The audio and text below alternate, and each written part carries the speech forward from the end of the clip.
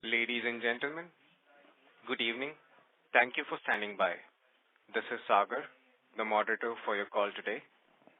Welcome to the post-results conference call of AIA Engineering Limited.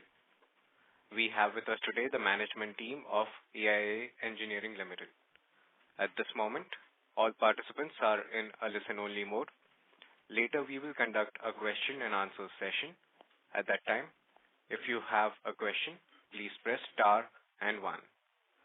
I would now like to turn the conference over to the AIA Engineering management team. Please go ahead, sir. Thank you to everyone for joining us on this fourth quarter call and results for our full year fiscal year 23-24. As usual, I've got Sanjay Bhai and I am Kunal. Both of us will take you through the snapshot of this quarter and then get into Q&A. I'll quickly, update for numbers and highlights of this quarter. There are two updates that we would like to share, and then we'll get into Q&A. We've ended the full year at 297,000 tons, up from 291,000 tons last year. It's about a 6,000 ton increase, year on year. And for this quarter, we've done 71,400 tons. And it was largely comparable to the fourth quarter last year, which was at about 73,500. So it's been a flat quarter year on year as well as sequentially, where we've done 74,000 tons in the third quarter of this year. Our revenue for the full year is at 1,130 crores, and that translates to a realization of about 158 rupees per kilo. Our EBITDA for the quarter stands at 374 crores, 0.63, which is at 32.57%. And the EBITDA for the full year is at 1,616 crores, which is the highest ever in our existence. So it's been a record year for us and an EBITDA margin of 33.31%. Profit after tax of 260 crores and the profit after tax for the full year at 1,135 crores. Year on year, again, profit after tax is largely flat. It was 268 crores and EBITDA was 379. Both figures are comparable this quarter compared to the fourth quarter last year. And lower down from 395 crores of EBITDA in the third quarter and 279 crores in the sequential third quarter of this year. So overall, it's a flat quarter compared sequentially and year on year. Highlights of some other line items are our total other income is at 76 crores for the quarter, which includes 72 crores from our treasury income and 19.26 crores, which is our other operating income, which is our export benefits, and a small exchange gain of 4.23 crores. That sums up to 76 crores overall, and that's again comparable to 83 crores in the third quarter, but which had a additional foreign exchange gain. If you knock that out, it's largely comparable between these two quarters. Working capital again continues to be flat. We are at 101 days consolidated, and that's comparable to the third quarter last year and also the fourth quarter last year. Most of our sales have come from the growth in sales have come from the mining side. So if I were to break up the 71,000 tons, so mining is at 26,500. And mining is at 44,900 and non-mining is 26,500. So for the full year of the 297, we've done 203,000 tons in mining, which is up from 192,000 tons, 12 months last year, FY22-23. And non-mining, which is about 99,000 tons, is at 93,600 tons. So it's a little lower, about 5% lower, while mining is up by about 10,000-11,000 tons. So 291,000 tons, that's how it adds up to 297 for the full year. We've done our net cash is at 3,290 crores. I think that's broadly the number highlights for the quarter. We've got two more updates. You would have seen our filing on the stock exchanges around anti-dumping and an anti-custom whaling duty process that has been initiated by the US authorities. based on a petition that was filed by our competitor there, which has a local plant in US, which is Magato USA. And as we've seen and experienced with Canada and Brazil, it's now almost a sub judice matter where there's a department in the US, a trade department now looking at the whole our sales in that region, and they'll do whatever is required on their side. We did 27,000 tons in US in calendar year 23 because that is a period under review. And as always, we'll continue to not only defend our business in that region, but also actively cooperate and participate with the authorities there, to make sure that a fair assessment is done. Beyond that, we may not be able to speak much. For now, we expect business to continue as usual. So nothing more to report on that account. Our business in the dumping duties in Brazil is also undergoing an investigation, a sunset review. So 5 years, the duty was applied for, and then there is a sunset review which is ongoing, and we hope to hear, the outcomes of that next month in 4 to 6 weeks from now. So that is our update on the trade side. One more update is around our capacity. So we are very happy to report that our brownfield expansion for our non-grinding media business, as we had reported, we were spending a total of 200 crores, of which we spent 110 crores already, and we'll do the balance in this year, FY25, where we've done some brownfield, some capacity balancing equipment. We're buying land for storage facilities and doing some reorganization of our older plants in Lota. In addition to the efficiency that will bring, better organized supply chain and operational debottlenecking, it has also given us additional capacity of 20,000 tons. So as we speak, our total capacity, which is at 440,000 tons, now remains enhanced to 460,000 tons, which includes this brownfield. On the ongoing brownfield for grinding media, we had originally reported a 80,000 ton grinding media capacity addition.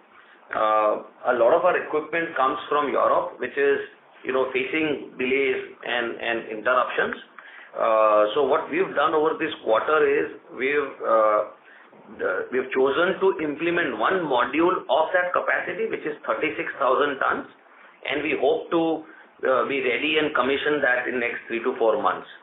The balance capacity for that, given the challenges that were there with the supply chain, we've decided now to put a halt on it, because we are still with surplus capacity. As our markets, as we start consuming more from our existing capacity, we will decide on further capacity addition. Customers need for us to have buffer capacity, and so we will be looking to add more capacity. And this will be now the balance portion of this brownfield will be like a plug and play, where we start and finish it in 6 to 9 months.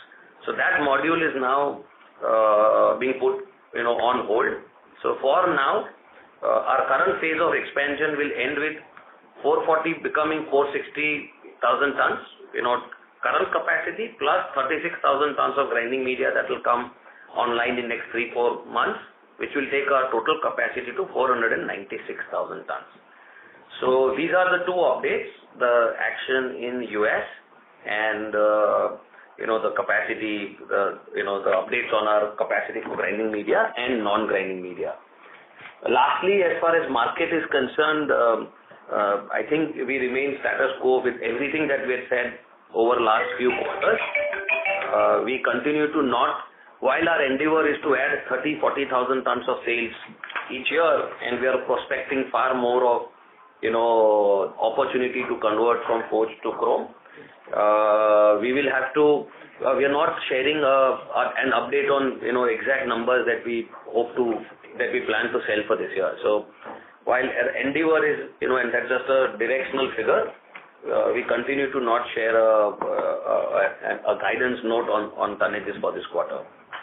With that having said, I'll have Sanjay Bhai share a small update from his side, and we can get into Q&A from that. Yeah. Good evening, everyone, and thanks for attending this call. So just to add a couple of further updates.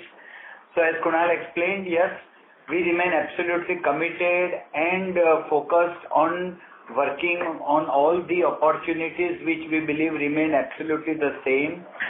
Either we talk of all the three basic cores on which we are focused on in terms of our mining opportunities, that is to say iron, copper and gold. We are working on several conversion opportunities as we speak, and therefore although we appreciate and understand that this year was flat as it was indicated on the Q3 call, that does not change the tone or the direction with which we are working. That is an incremental 30,000-40,000 tons at least on which we are currently working, and we remain committed to that. We believe that as we move forward, we should be able to guide you a little better, but all I can say is there are several such opportunities on which we are very bullish and working, and directionally this modular approach does not and should not be read as a deferment, but this is just more structural and strategic in nature. That's my first point. Second, we are also making significant investments on the renewables. So this year we are participating in a hybrid solar and wind project where we'll be adding almost under the group captive scheme, where we will be adding gross 60 megawatts, which would translate into effective about 40 to 50% of the power factor, which should become operational in the current year. And because it is under this group captive scheme, the investment is in the range of 30 to 40 crores. But that will make us, by the end of this year, we will be at least around more than 50 to 60% effective captive. Yes. So this will be implemented in the current year. By end of the year, the impact will come next year. So that will add another further significant renewable capacity. And I think the other capex plans and everything Kunal has discussed. So just to conclude, directionally we are absolutely committed and we remain very buoyant internally. But yes, we are facing challenges like this US anti-dumping, and we will take it in our stride and do the needful. With this, I think, moderator, let's throw the house open for Q&A. Thank you very much. We will now begin the question and answer session. Anyone who wishes to ask a question may press star and 1 on their touchtone phone. If you wish to remove yourself from the question queue, you may press star and 2. Participants are requested to use handsets while asking a question. Ladies and gentlemen, we will wait for a moment while the question queue assembles.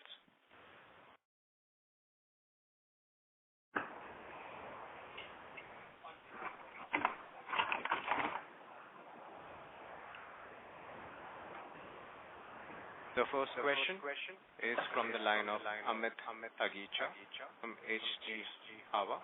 Please go ahead. Yeah, am I audible? Yeah. Yeah, good evening, sir, and congratulations for the results. And my question was with respect to the MPS acquisition. Like it is mentioned in the presentation that 43% shares are acquired at the rate of 64 in FY24. So in the last con call, it was mentioned 30% stake is also acquired. So is it meaning that we are having 73% holding now? No. It is plus 13, total of 43% now. Okay, so in all the total spending is 43 plus the balance of 64, right? No. We bought 30 before and 13% now. Total is 43%. Yeah. And the total cost of acquisition is 64. Yes. Yes, both put together. Correct. Okay. And fine. Thank you. All right. Thank you. The next question is from the line of C.A. Garvit Goel from Invest Analytics. Please go ahead. Hello, am I audible? Yes, please. Sir, you mentioned about putting brownfield expansion on hold. So, can you let us know what is the capacity that we are currently putting on hold? No. So, as against the first and foremost, 80,000 was the composite. Now we are implementing the first module through a modular approach of 36,000. So it is 440 plus 20 brownfield already implemented at Odhav and a few other locations, as explained by Kunal, plus 36. So this will be 496,000, which should become operational by Q3 this year. Earlier, the total capacity target was 520,000, right? Correct. 520 becomes 496. Yes. Understood. And so what is the exact reason? Is it due to slower penetration happening across the industry or anything else? Yes. So that's what Sanjay Bhai explained, right? We are already doing capacity ahead of time, and there was an opportunity to do it modular. It was taking time. If you remember, our current guidance for commissioning was December. It was end of this year and it was moving to next quarter. We said, let's go ahead with what is available. How can we try and get a module up and early? That choice became available as we reconfigured our equipment. And then we said, let's do something now. And then the next module can be easy to plug when we decide to go ahead and do it. So we are spending about 170 instead of 250. We are doing it at 175 crores. And getting done with it soon. Understood, sir. That's it from my side. Thank you. Okay, thank you. Thank you. The next question is from the line of Ravi Swaminathan from Avendus Spark. Please go ahead. Sir, thanks for taking my question. Moderator, there seems to be an echo which is coming while But Ravi, we can hear your voice very clearly. Okay. It seems to be from the moderator side is what my sense is. Just wanted to highlight that. My first question is with respect to the overall mining demand environment. So with gold prices going up and copper also resurging back in terms of prices, how do you see the mining activity across your various geographies? Has there been any pickup that can lead to increase in grinding media demand? Are you seeing anything of that sort, sir? As we have always maintained, we want to remain very agnostic to mining demand cycle. Correct? So just because now there is an uptick, that doesn't mean that automatically next quarter I will start getting more inquiries. No. The whole approach is conversion. Correct? And it is a very painstakingly time-consuming approach. So keeping aside the mining cycle, all I can say is that the demand opportunity of 1.5 to 2 million ton conversion on which we are focused is absolutely intact. We are very, very bullish on wherever all those geographies where gold and copper are predominant, not to discount iron. Correct? So we are equally very, very bullish on all these three. As we speak, significant opportunities are under conversion process. Unfortunately, I can't give you details beyond this. But all I can say is that from an opportunity landscape, there is absolutely nil dilution. On the contrary, there are still more aggravated efforts that are being put. The only point is that it is beyond our control. The whole conversion takes its own sweet time. Having said that, our internal focus remains absolutely committed on all those conversion opportunities, and we are working on. There is no letdown in the pipeline. On the contrary, pipeline looks to be very, very buoyant. Understood, sir. And with respect to the EBITDA margin, so earlier you used to guide it to be in the range of 22-23%, and then couple of quarters ago you had mentioned 23 to 24%. What kind of range that it is likely to settle in, keeping in mind the cost savings initiatives that we are taking? Ravi, I think we've had a consistent answer on this. And our macro guidance continues at 20 to 22%. We've done better, beyond that, for many quarters. But as a business model, we will defend that margin going forward. There is always an opportunity that if we are able to reduce our cost, there is a case for the customer benefiting out of that. That becomes something that becomes an operational leverage at our side. It could become a margin thing. We will see whether it's possible on a sustainable basis. So that's an effort that continues. But from a guidance standpoint, I think we stand to what we've been historically maintaining. And just to add to Kunal, there's a logic to that because our whole focus is conversion, where we continue to believe that there could be challenges. Yes, our endeavor will be to do better. In fact, we have been consistently doing better operating margins than whatever guidance is. But at this point in time, we have not really relooked at it. So let's maintain what we have spoken earlier. Understood, sir. Thank you. Thank you. The next question is from the line of Bhumika Nair from DAM Capital. Please go ahead. Yeah, hi, good evening. Kunal bhai, Sanjay bhai, I understand that, this year has been a little tough in terms of the conversion and, it's been a little slower in terms of what we had expected. But if I look at over the last 5 years, right, from 2019 in mining, we were about 170,000. In this year, we've closed around 204,000 roughly. This gives an average CAGR of 4%. Now, while annual conversions, etc., there could be taking a longer conversion aspect, but the pace of conversion and the pace of volume growth has been relatively a bit slower. On an absolute basis, it's been about 30,000 kind of an incremental volumes over a span of 5 years. So just trying to understand what is driving this slower conversion. And as we move ahead, at some point, I think we were looking at some 30,000 incremental volumes on an annual basis. You think that is something that is really doable? What are the challenges, and what can really drive that conversion at a faster pace? Thank you, Bhumika. And I think important question, I think for most people on the call also. I think there is context to this 5-year period because there was COVID in between, right? There was a challenge on developing markets. There was a serious increase in freight costs for almost 2 years, that made the conversion virtually impossible just because of the extra cost a potential customer will have to pay compared to an incumbent which is in the same region, right? So I think we lost almost 3 to 4 years, during which time that it was layered with this whole trade action where we've lost volumes in Canada, Brazil and South Africa, right? Collectively closer to between 50 and 60,000 tons. So it's been a very challenging period. The fact that despite all those headwinds, we've grown from 170 to 204 is something that excites us, that encourages us, that motivates us that we are on the right track. We are not at 100,000 tons. I mean, all of these collectively are black swan events that actually take a company down, right? No customer migrated back to an incumbent or to another competitor. 100% of our volumes remain. We delivered, right? All of that, you know the journey. You've seen our price pass-throughs come along, including all of freight, right?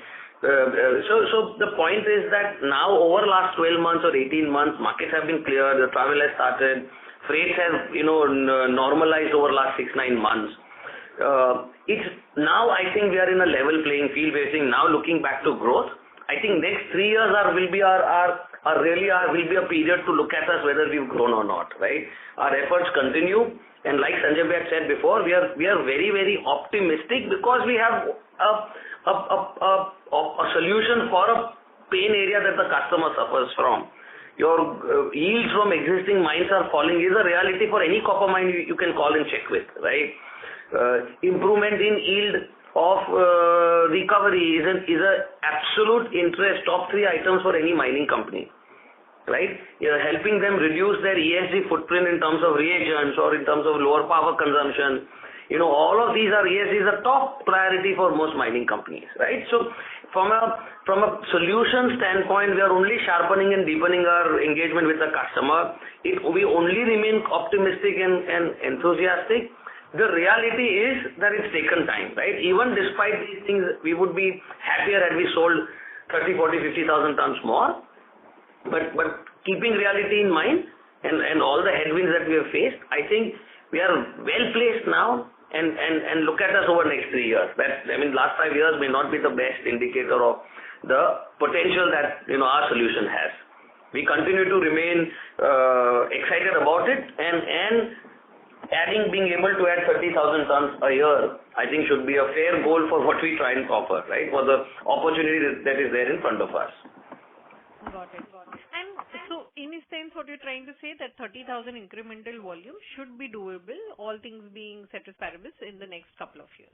If you ask me, for us, it's an open and shut case where someone should migrate, right? This is our process. I mean, with all the benefits that we've spoken about and discussed plenty times before.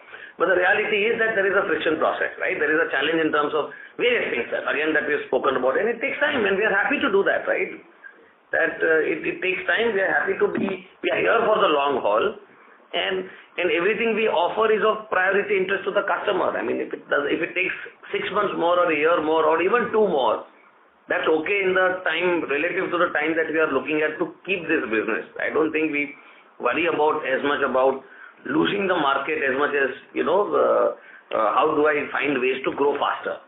So. And a very simple math, Bhumika, is that as Kunal explained, what we lost was around 50,000 tons. If you just do an adjusted math, then your CAGR would look better. Having said that, that is a part of our business. We have realized it. This is always going to happen. So we have also climbed up our knowledge curve significantly. We have sharpened our tools. We have done excellent work on the DP side. Now we have all sorts of mill liner solutions. So now even our confidence is much better. I absolutely agree with you. Just from a statistics point of view, it doesn't look so good, but there is a whole lot of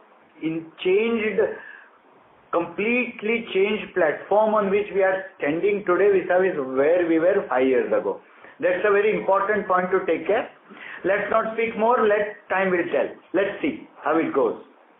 Sure. So the other thing is on this whole US litigation, while obviously as such volumes have not yet gotten impacted and we continue to sell into that geography, what is the risk that this can get impacted? Because, that is a fairly large chunk of our overall volumes. In your opinion, what is the likelihood of that kind of being impacted, if any?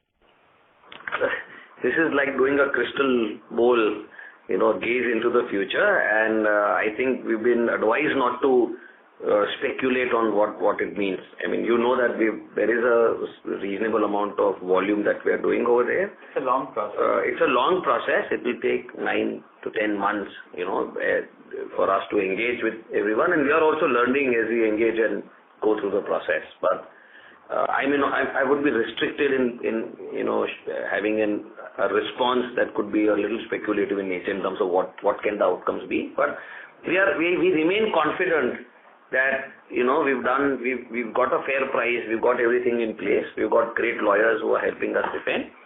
So the competition has to do what they have to do, and we have to do what we have to do. So we are looking at it inward to say we are well placed to defend it vigorously, basically. Got it. And just lastly, if I may, on this MPS acquisition in Australia, how do you see that evolving over a period of time? We've kind of taken a decent stake now out here. How can it help us in terms of scaling up volumes, particularly in the mill liner space? That's it. That's my last question. I think so. MPS brings competency that we don't have, which is the whole process and application side of mill liner, in relation to grinding. So great fit. It complements us well. We've taken on we've added to our repertoire when we go out and engage with the customer. So surely we are seeing dividends in terms of our ability to do a better engagement to include more customers now that we are going out. I think it's a no-brainer because that was competency that's a prerequisite to doing liner business. It would have taken us 5, 7, 8 years overall to acquire that knowledge, which is available to us now. So it will show benefits. May not be in a quarter or two, but surely it will. You will see an acceleration in our mill liner work. And it is a very profitable enterprise. So whatever was our target profits, we are achieving that. So that way also it is good. Understood. Thank you so much, sir, and wish you all the best. Thank you. The next question is from the line of Pritesh Chheda from Lucky Investments. Please go ahead. Yeah, thank you for the opportunity. Sir, first of all, just a clarification. The mill liner capacity is where you're adding this incremental 20,000 tons? It is what we are calling non-grinding media. So that capacity is used for our vertical mill parts, other mill parts.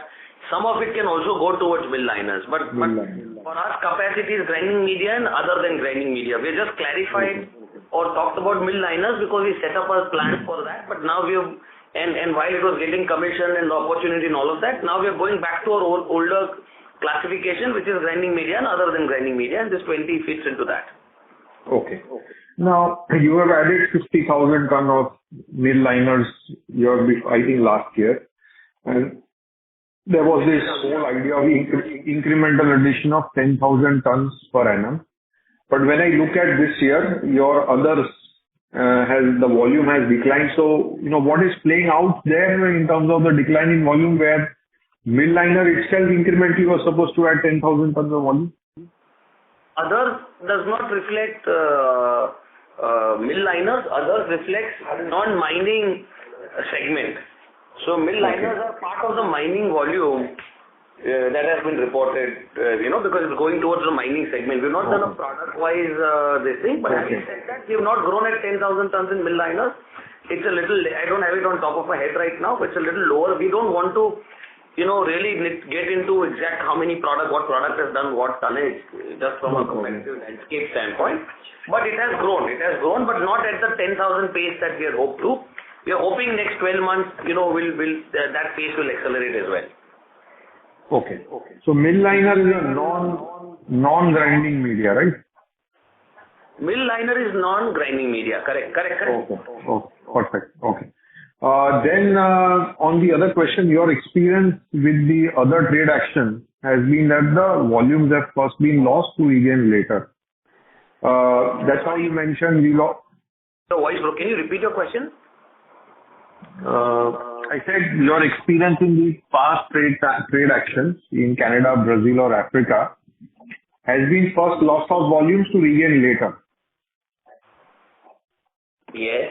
Right. So is it that in the incremental 27,000 tons of anti-dumping duty imposed by US, or let's say not imposed, review by US, the experience has to be similar? Exactly. I'll tell you why. See, as Kunal explained, the matter is sub judice. We are completely restricted, but geographically, each geography's situation would not be the same. Therefore, experience cannot be the same. Second point is, in the past we have lost. In Brazil, we have gained quite a bit. So, we are quite okay with it. Don't worry about it. All I have to say that each geography is different. So parameters are not exactly comparable. So the similar analogy cannot and should not be drawn. Okay. The recent review was in Canada. What happened in Canada specifically? What were the volumes at the time before the trade? It was close to about 24,000 tons, and we are at about 11,000 tons now. 11,000. Okay. 7,000 tons. 7,000. And the matter is still sub judice. It's not sub judice. It's part. If they've got a administrative process in place where I will have to expand on. It's a little more complex in Canada than everywhere else, but I don't think that is an impediment for our sales in Canada. We are doing enough work, and we will start. You will see our numbers in Canada go up, in next 12 months and sooner than that. So I don't think today what the Canada action has done has put in some administrative things in place so that there's a certain pricing mechanisms that we have to adhere to, and which we are doing. I think I don't think the action there is now a deterrent in our ability to get more sales. Okay. So would you then be able to, in your revised format of selling, whatever trade changes have been brought in or implemented, will it be at a similar EBITDA per kg, similar margin as earlier, or a differential margin? I don't think it's too much granular detail. I mean, for us to go into every region, and I mean, you'll have to look at us, margin as a company as a whole. I'm afraid we'll not be able to get into that granular conversation. Okay, no problem. Just to reiterate, Canada was 24 before the matter, and post that it went down to 6,000. No, it went down to 0. Now it is 7,000. Same. Okay. Thank you very much. Thank you. Thank you.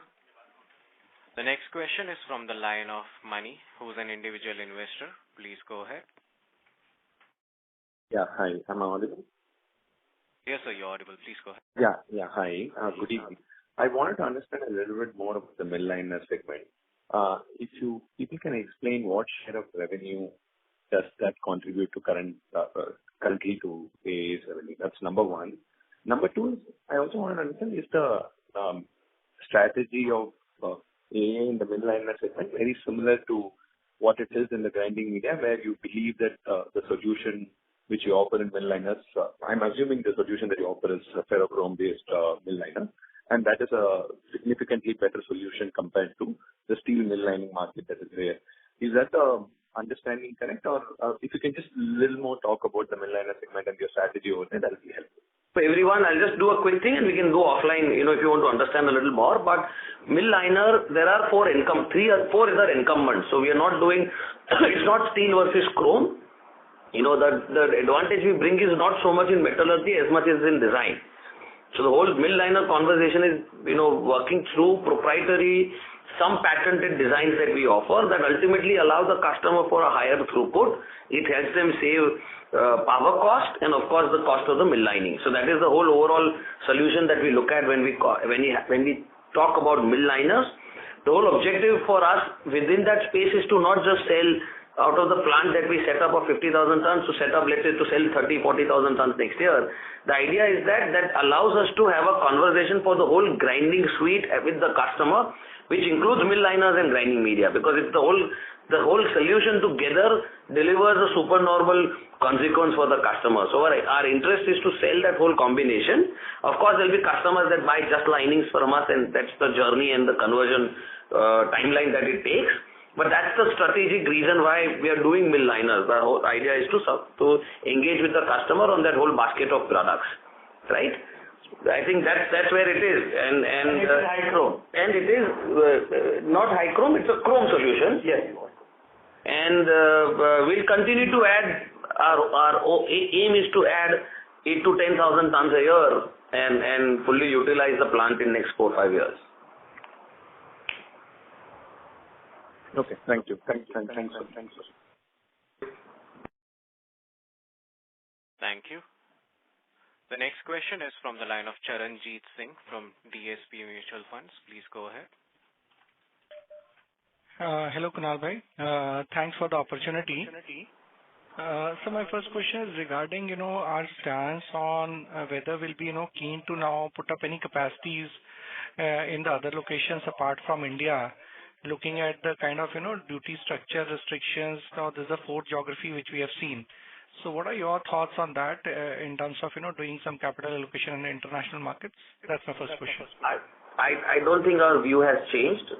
We continue to believe India is a great location it's not a cost location for us. It's a competence issue. It's a availability of ecosystem that allows us to produce. Nevertheless, we believe there's I don't think the trade action in 2 or 3 countries, I don't think there are many more countries where we expect to see trade action. We see, there are mining clusters in at least 15 countries. So there is enough plus additional, let's say 10 to 15 where there is, follow-on opportunity for us to grow. So I think there is a larger market outside of these territories that we continue to focus on. And we will see. For now, there is no plans. We continue to stay put with our current structure and our current growth plan. Got it, Kunal bhai. The other question is now, if you look at the overall, mining production growth globally, now there have been also, discussion that maybe those numbers will go up as, copper and other commodities are seeing increased demand. So what are your, thoughts in terms of when you are looking at, this production growth picking up? While conversion from forged to high chrome is one of the most important factor, but overall underlying volumes itself, if it goes up, it benefits us. So, just if you can touch upon the overall production growth, what you are seeing in the markets. You are absolutely right that if the underlying growth happens at an existing mindset, we will be natural beneficiaries of that growth, but we are not counting on that. I mean, there are several factors where despite their, desire to grow, they may not be able to grow. There are approvals in place, there is the whole excavation part, post-process. So to that extent, while they want to produce more, they may have limitations. But if they can, obviously we'll be a natural beneficiary over there. But we are not counting on that as a strategy. For us, converting and migrating our customer from use of forge to chrome is where, we spend most of our effort on. Got it, sir. So lastly, now we have added, this mill liner capability in our entire portfolio, and there was also discussions earlier. We used to, talk about that as a complete solution provider, we'll be able to target this market. So if earlier, when we are targeting only the grinding media, now with the liner, what percentage of the overall capex within this segment we are able to, capture from a miner's perspective, sir, with liner and grinding media together? You mean to say the consumable cost? Correct. Yes, that's correct. Yeah. Not capex. So I think this covers almost everything. And because in the grinding side, their wear cost includes these parts. Liner and grinding media. In mine. At mine. So of their grinding circuit, this would be most of all of their consumable from a grinding standpoint. Of course, they use reagents and other things, but this is the largest cost line item for them, or the top three at their operating site. Okay, sir. Got it. And just lastly, if you can touch upon, how is our, progress in Chile as a market? We had, got some initial traction, but, if you can update on how is the journey there in Chile specifically? That's my last question, sir. It's great. We are on track.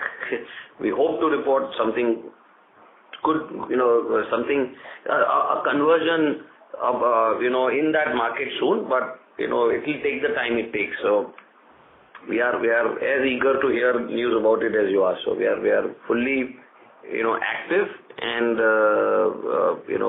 putting efforts in that region. Great, sir. Thanks for taking my questions and all the best for the future. Thank you. Thank you. Thank you. The next question is from the line of Priyankar Biswas from BNP. Please go ahead. Yeah, thanks for the opportunities and thanks to Kunal Bhai and Sanjay Bhai as well. Yes. So my first question is, we had seen this Red Sea crisis for some time. I mean, disruption on the freight, etc. So can you just tell me how much impact had it on your volume shipments? So what am I trying to see is, like, let's see if this crisis was not there, hypothetically. So how much higher could you have possibly done?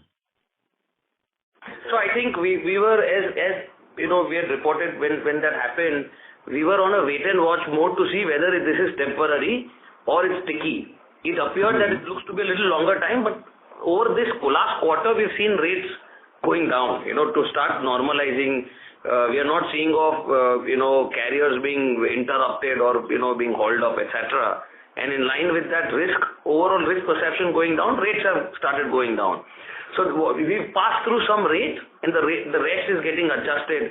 So our view is that the rates are getting normalized soon. And to that extent, and if they don't, we will be passing them. So I think for now, we are happy to see that rates are getting, going down, getting normalized or in that direction. So what I meant was not from the freight rate point of view. What I meant is because of the disruptions and the longer selling times, would you have lost some volumes? I mean, like delayed shipments or something like that. So probably you could have done maybe better in the quarter. It only means you to plan sharper and maybe a little longer lead time. But I don't think we have lost any volumes due to that. No. Okay. One more question. So besides Chile, so in LAT2, progress in other because what I recall is also. Sorry to interrupt. Mr. Biswas, your voice was getting muffled and eaten up in between. Can you please repeat the question once again? Can you hear me now? Much better, sir. Please go ahead. Yes. Since you discussed about Chile, so I would just additionally ask about Peru, where you had actually opened up a new subsidiary as well. I mean, some months back. So what are the progress in the other LATAM geographies, and when can we start hearing news flow from there? Soon. It continues to be status quo. I think it continues to be, a lot of effort that we continue to put in those regions. And what are the minerals that we are targeting there? Copper and gold, of course, but mostly copper. Okay. That's all, sir. Thank you, Priyanka. Thank you. Thank you. The next question is from the line of Anupam Gupta from IIFL. Please go ahead. Hi, Kunal bhai and Sanjay bhai. So just a couple of questions. Firstly, on the volume side of it. So obviously the conversion has been slower than what everyone has been expecting. Would you at any point of time ascribe this to maybe slightly more intense competition from the incumbents in this case? So let's say when you say Peru and Chile, obviously the forged incumbent there is pretty large and in those regions. So is the volume conversion in a way also being slow because the incumbent is giving you intense competition for that shift to happen?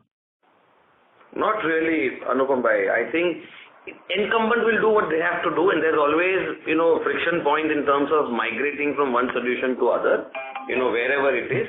I think the more important question is the efficacy of our solution, right? All these things that we are speaking about, that's how 15% of the market's gotten converted to chrome.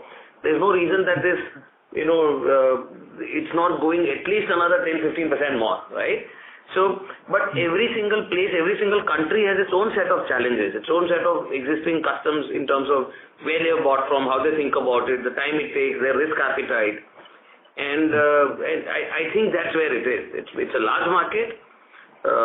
We've done enough work. We continue to put in work. In our mind, the breakthrough is around the corner, and we continue to believe in our solution. Right now, that's where the real life world is, where it what appears open and shut to us, still takes. But that, like we keep saying, daag achhe, right? That means that for the next guy, it's even more. That's why we keep this business. That is the whole joy and fun in this game, is because that once the business comes to us, it stays, right? Sure. And when we are looking at keeping this business for a few decades out, it's okay if it takes few years in that conversion journey, right? We are, as much as we are eager and anxious to make this happen yesterday, we also understand that we will have to do what it takes. As we remain for a longer haul. We are not here to to have a flash and burn, right? So Sure. Understand that. And couple of bookkeeping questions. Firstly, now that you have trimmed down the capacity addition part of it, what should be the capex one should build for FY25 and 26, including what you are doing for power? Sorry. FY25 total capex is 200 crores, which is 90 crores for grinding media balance, which we're commissioning now, 35 crores for power, and 75 crores for that ongoing debottlenecking, other things that we're doing. So total 200. We spent about 210 FY24. And FY26 should be similar quantum at this point of time, right? FY26 for now, because we are not, that will depend on what new capacity that we are doing. There is no announced capacity or capex plan for FY26 as we speak. We plan to complete all of this in this year. Through the year, we'll have, we'll see where things go and then decide on what's happening on that front. Okay. And just lastly, what should be your tax rate for 25-26? I think it continues at 22%, blended 22, between 22 and 23. Fine. Okay. That's all from me. Thank you. All right. Thank you, Anupam. Thank you. The next question is from the line of Lokesh Manik from Valium Capital. Please go ahead. Yeah. Hi. Good evening, Kunal bhai and Sanjay bhai. My question was more on the macro front. So if we recap, let's say 7-8 years, we've seen many countries, become protectionist. And one of the reasons why a competitor for that matter has been successful in their endeavors is they've taken advantage of this trend in this slide, do you think you need to rethink your strategy of manufacturing out of India for the reasons that you have stated in the past and in today's call as well? We may be shifting a portion of manufacturing in countries that are more on the exhibiting this protectionism trend, to safeguard your volumes, because the cost of losing the business, as I understand, is significantly high, given that you take 3 years just to get put into the customer's business, and then you develop and you slowly build your volumes in these businesses. So the cost seems to be significantly higher, when such actions are taken to us. So either moving a portion of the manufacturing in those countries, or reorganizing the supply chain. If you discuss this at the board level, if you can share some insights on that. So I think, first of all, I want to remove this myth that a trade action stops our business. Okay, it has stopped only in South Africa, and South Africa is a very unique case because their currency weakens against the Indian rupee. Yeah. So we've been consistently hit by a 3 to 4% hit on the currency weakening every year. On top of that, they applied a ban on export of scrap, which means local scrap is 30% cheaper than what I buy in India, which is an international price, correct? Without the custom duty, it's not a dumping action, it's a custom duty that they applied for the whole iron and steel industry, and we were part of that, right? To protect the local industry. Even had they not applied our product, just by the ban on export of scrap and the weakening of the currency, there's a challenge with that. So if you leave aside that region, which is its own story there, that's South Africa for you. I think Brazil, we are doing okay in volumes. We continue to make efforts to take more volume. Same thing for Canada. I mean, yes, it has reduced, but it has not changed our fundamental viability or presence in that market. Every customer wants two suppliers. When there is a supplier that is hungry to provide more value to you, that is ready to invest in stock for their just in time, right? Why would any customer depend on one single location plant? I'm not a rubber or a plastic or a steel industry where you've got 10 producers, in your local industry. The consumers in Brazil and Canada may not want to depend on one supplier. What happens if there is an interruption at that plant? So I don't want to insult the customer by telling them that they'll only buy because of the trade action, they'll stop buying, right? It was already a challenge for them to buy all the way from India back in the day whenever they converted, when they had a choice of a local consumer, because they want to diversify and risk mitigate their supply chain. Right. So trade action only is a cost implication for them if at all there is a trade action. I don't think that fundamentally changes our value proposition or our opportunity. Now, in the short term, there could be some, volumes get affected. Now, that depends on every country. So, Canada started with an interim duty, and so volume got impacted, immediately as those duties came in. In the US, when the process started, it was they have a different process that they follow, right? And so Brazil had a different process. So, all they are saying is, in a year or two, there could be some interruption. In the US, the situation is different, so I don't want to compare it to Brazil and Canada. It's an independent situation where I think our proposition and our standing is a little different, but I cannot talk and speculate about what it means. We have to go through the process. I'm not speculating on that. What I'm meaning to say is that, have you thought that a portion of manufacturing could be moved there to satisfy these authorities? Is that possible on the cards? That's what I'm saying. Moving manufacturing, that is first of all for us to say that India is not our current situation as an issue. We don't think our current situation as an issue. That's what I'm trying to make a point. Understood. Trade action is part of the deal. If my benefits to the customers, I'm saying, are plenty, I'm saying the customer wants an alternate choice. Right there, I've got an opportunity. Right, I may have a little lower volume. In the scheme of things, this does not move the needle for us. I'm just saying that producing outside the country, we may set up a plant somewhere outside the country, we may not do that. All of that is conjecture for us, for a business to continue to take. But for now, our current structure is robust. It has allowed us to supply and work with many, many countries. a country which has some duty. So we are talking about a trade action that we supply to at least 50 countries where there are double-digit import duties. We are not talking about those duties where my competition has preferential access. So we are not going into those granular details where we still have a market share in that market, maybe as high as half the market. So all I'm trying to tell you is just because this gets announced, it gets talked about, and it appears, of course, 27,000 tons. I understand optically it appears that there's a large action. All we are trying to say is that India remains a great destination for our type of products, which requires shop floor competence. It requires hands to do some of the work. Over the last 10 years, India and China have been two countries where a large majority of these investments have come.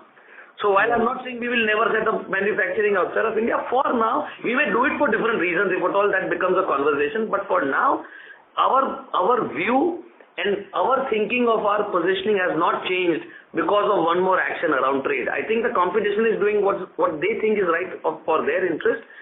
For us, we continue to doing more of the same. I just believe that of the 100 things that we face as a challenge every year, this is just one more that we have to overcome, understand, deal with it and overcome.